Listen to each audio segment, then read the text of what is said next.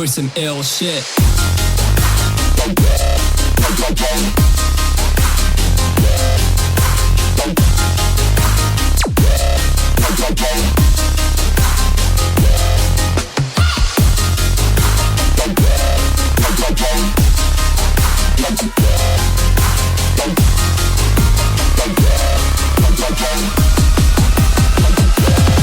Here we go.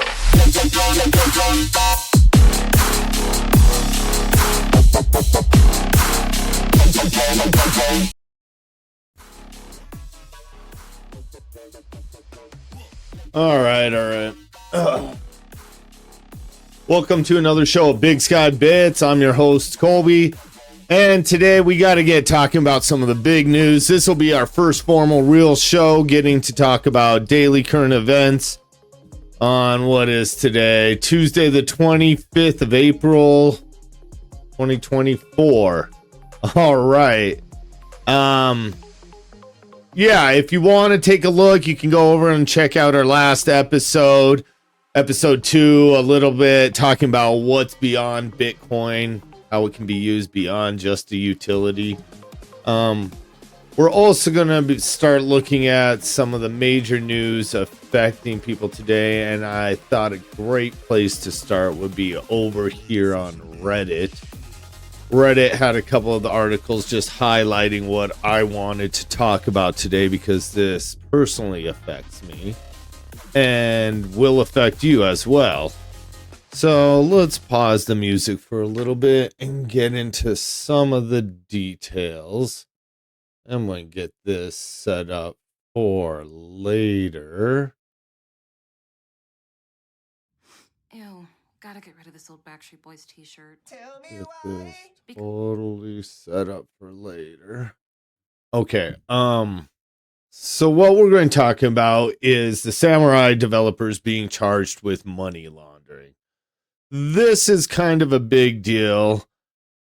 This really challenges what we think as Americans, especially on our freedoms and where our government is willing to come in and overreach, or where the government's willing to come in and for the sake of safety, they say, or for our best regard, they're going to protect us. And that gets me into how I got into this space. So hold on one sec. I'm going to take a quick drink of this coffee. All right. And as I was saying, what got me into this space originally was I was playing a lot of online poker, and one day, and I was quite profitable at it. It was decent and a good way to pass time in college and have a little extra spending cash. The government came along and said, for our safety against governments and unregulated gambling exchanges or gambling sites, they were going to shut those down. Well, that wasn't great for me because that's a way I was making extra income at the time. So I had to learn quickly other ways to keep gambling, and that led me down a road of investigation where I found Bitcoin and a site called Seals with Clubs. Now, they have an interesting story, and we could get into that later on. But I was able to continue, and it brought me into the rabbit hole of Bitcoin. So I got into this space a lot different than many people today. I wasn't looking at Bitcoin as necessarily an investment. It was a way to do what I had done for years to make money. It continued to allow me and facilitated that. So there was actual utility. Now, before we go too far along, I do want to clarify things. I am not a good source for anything. For financial information, for technical information, for anything regarding morals or ethics, do not look to me for guidance. Now, that being said, I have a great family. I have a great life. I think I've made some good decisions, and I will continue to believe in Bitcoin. And part of the reason it's helped me along my journey is because I have true convictions in it. And I could say that for any investments, whether initially you believed in Tesla before they got to these crazy overvaluations, at any time there were beliefs in many of the good companies. And you can see that today with still a lot of the top companies. They have a large fan following and a lot of faith behind them. So, if you want good information, like good technical information and sound footings on what Bitcoin is and where it came from and some technical aspects of it, I really suggest looking into Andreas Antonopoulos. He was one of the early people that got me interested, as well as Jimmy Song. I always appreciated his outlook on Bitcoin and how even bad actors and good actors have a role in this by challenging it, pushing it forward. And we'll get into some of those beliefs when we talk about what's going on with the current what are they called right now? It's skipping my mind. The things filling up the meme pool sagas? No. Dang it. We will come back to that because I do have a different outlook than many people on the different meme coin or DeFi projects trying to be on the Bitcoin base layer. So we can get into that later, but as we start, I'd really like to talk about Samurai developers being charged with the money laundering. This money laundering situation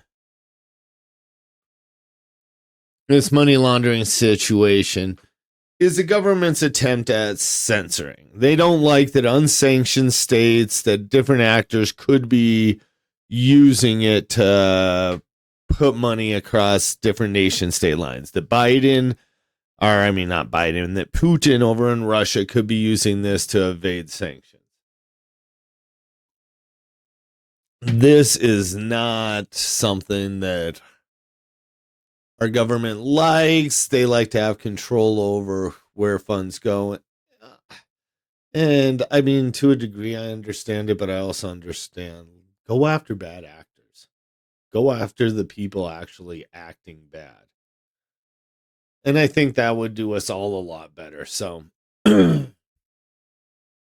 as we look at the Samurai situation, you realize this was a great wallet. I used it personally, and it provided a lot of different capabilities for users. Now, on that note, I use almost every wallet out there. I've tried to experiment or play with them all to just figure out what is in the marketplace. And I'd like to bring some of those research to you in the future. We're also going to look at some of the FBI's recent requests, and I understand where they're coming from. There's tons of scams going on. I would look at most of the projects being built on Ethereum, Solana. They're scams. They're people wanting to get your Bitcoin. And Bitcoin has its own issues right now. The fees are high. And the clogging of the meme pool, every time we have something that pushes the limits, it creates issues within Bitcoin, and it pushes us to think outside the box to still make this a product that everybody in the world can use without censorship, without discrimination. And as governments try to push back, it fights back. This is a product for and of the people. Now, what the future holds for it, that's unknown. And I'm not going to claim to know anything. This is hopefully a dream we can make a reality. If people believe in what Bitcoin can become, I believe we can make that a reality. So here's to high hopes and think of that. We can look at other things that are going on in the Bitcoin space and look over Reddit, but the big news really is Samurai Wallet being targeted. They were a good actor in the space, or so I thought. Who knows who they were really facilitating with transactions. And regardless, I am not so much concerned with who facilitates the transactions as who's doing the bad deeds. I don't blame a car. I don't blame a gun. I don't blame the product or the vehicle, the mechanism that caused harm. I believe in humans misusing that. Whether it's a drug, whether it's a gun, it's the human behind it. And we need to build a society with better humans. And again, we'll get into the moral and ethical implications of what Bitcoin can do and how I think it will actually foster these tighter communities.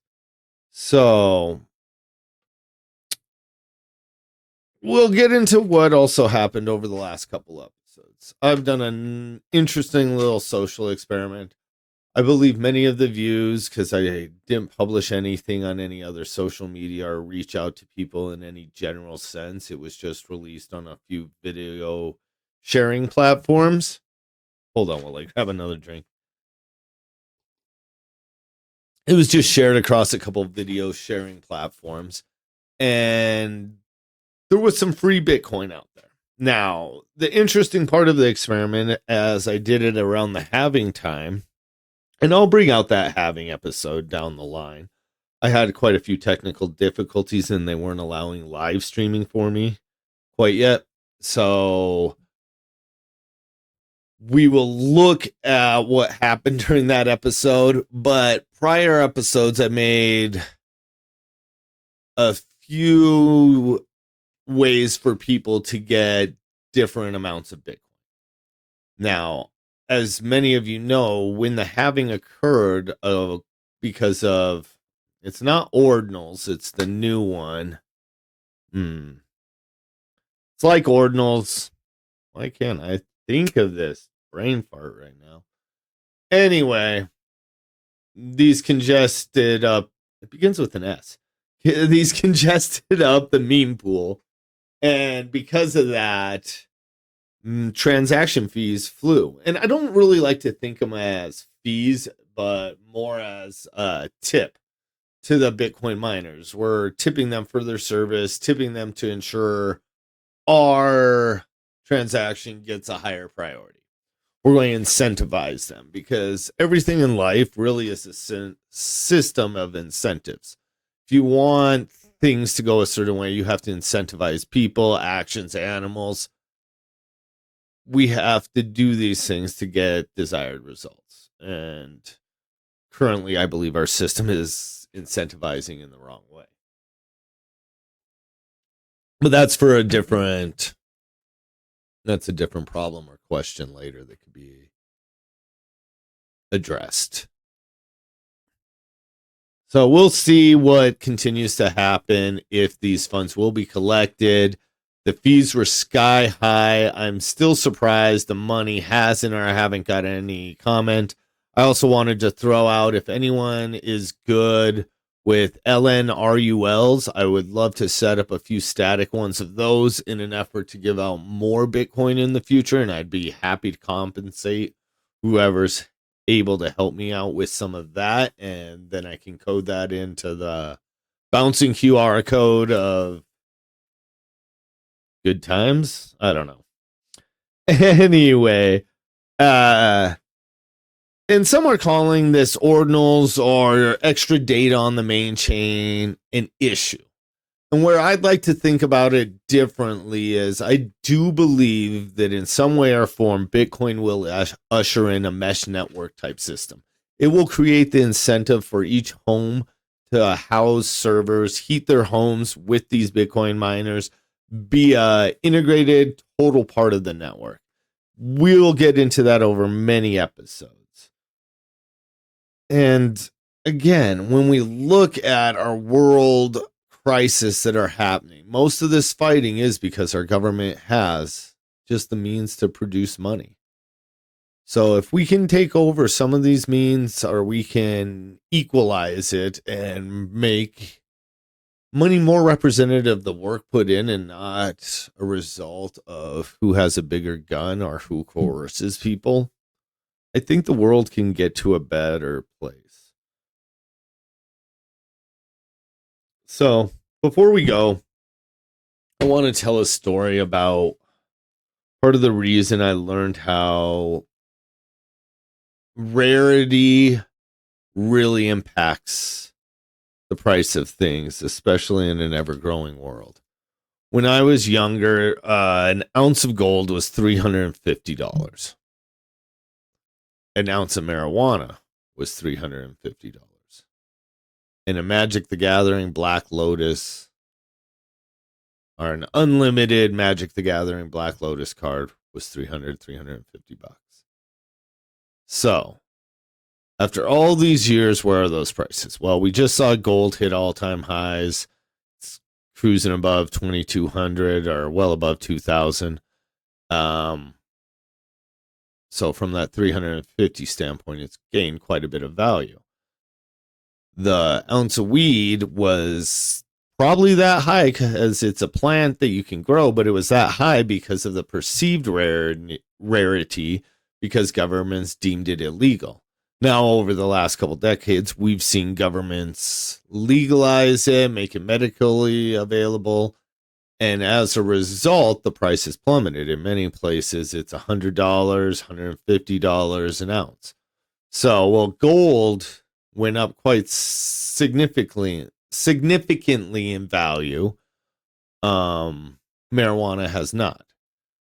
And then let's look at the Black Lotus. So this card was produced in Magic around 93, 1994, somewhere around there. Very powerful card, but it soon became banned in many formats. People can play it. $350 for a card back in those days was a lot of money. And I only started playing around Legends, so I wasn't even around for most of these cards. I think I got one pack of unlimited total, maybe two, but not many. And this card was very rare from a long time ago on a piece of cardboard, easily destroyed, played a lot. This card nowadays, I think if we looked it up on most sites, it's somewhere around 15,000, 20,000. Depending on condition. So you can see that over the years, rarity really plays an essential role in the value of something. Rarity and utility, perhaps. I mean, the card's very powerful. It has a collectible ability. It has nostalgia for people who are in that. There's a value there. Now, the reason I think Bitcoin has so much more value is because it is easy to transfer.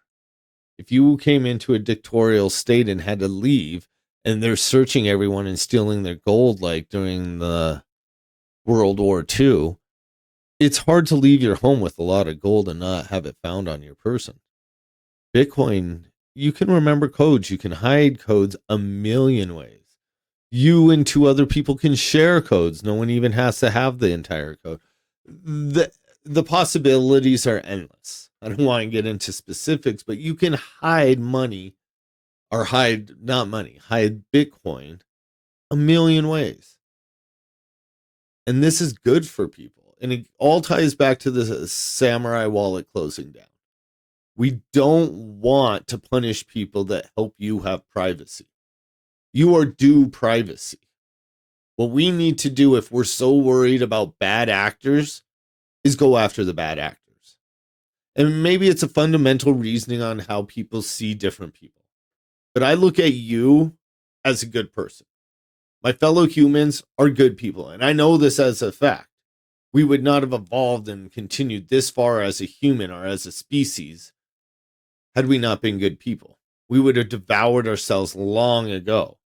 But we are good people. We want to work together. We can see the good. And the more intelligent we become, we understand that. Now, are there going to be people who think that they can game the system and do better by being bad? Yes. Will some of them even be successful? Yes. But this is not the statistic norm.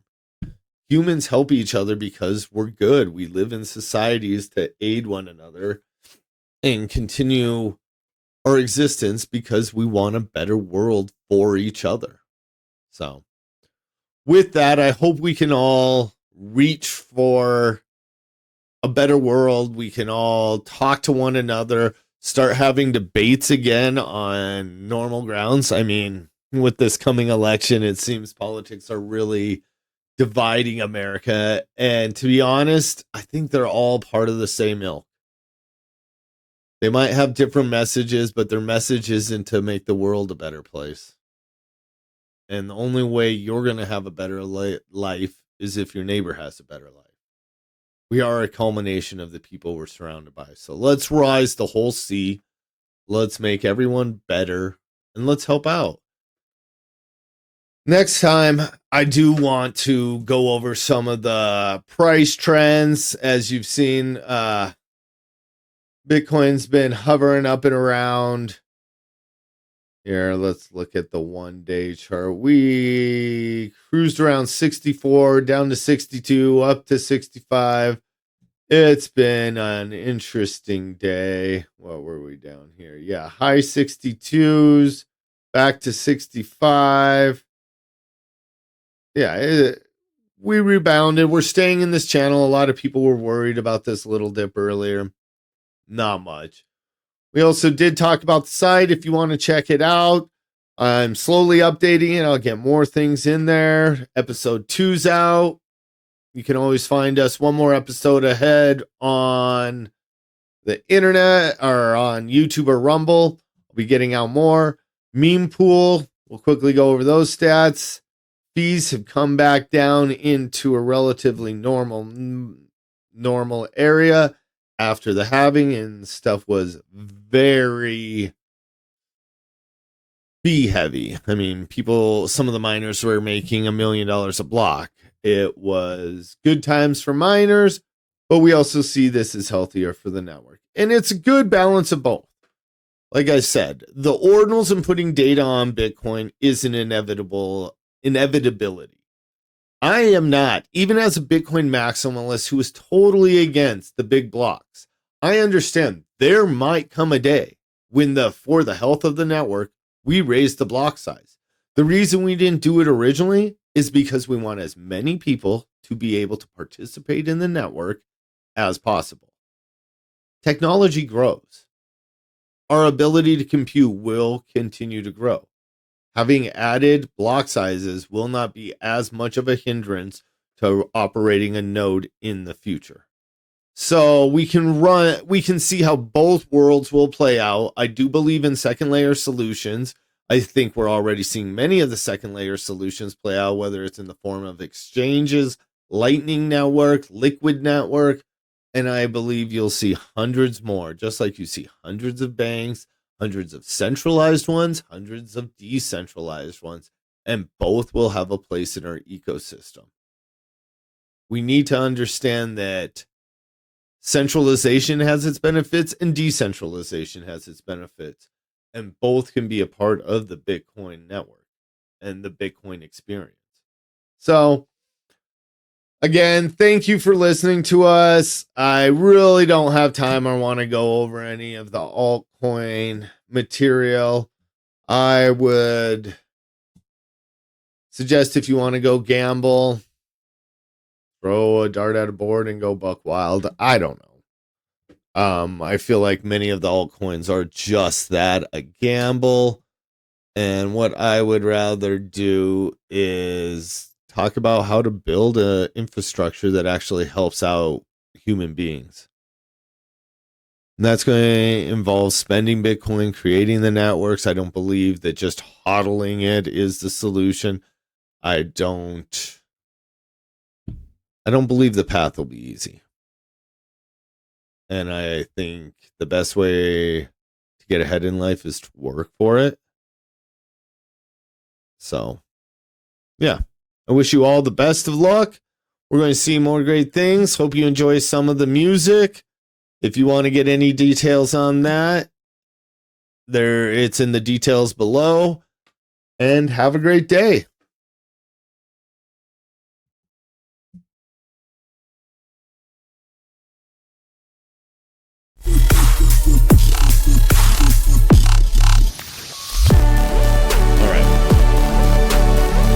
Again, thank you very much. Have a good one.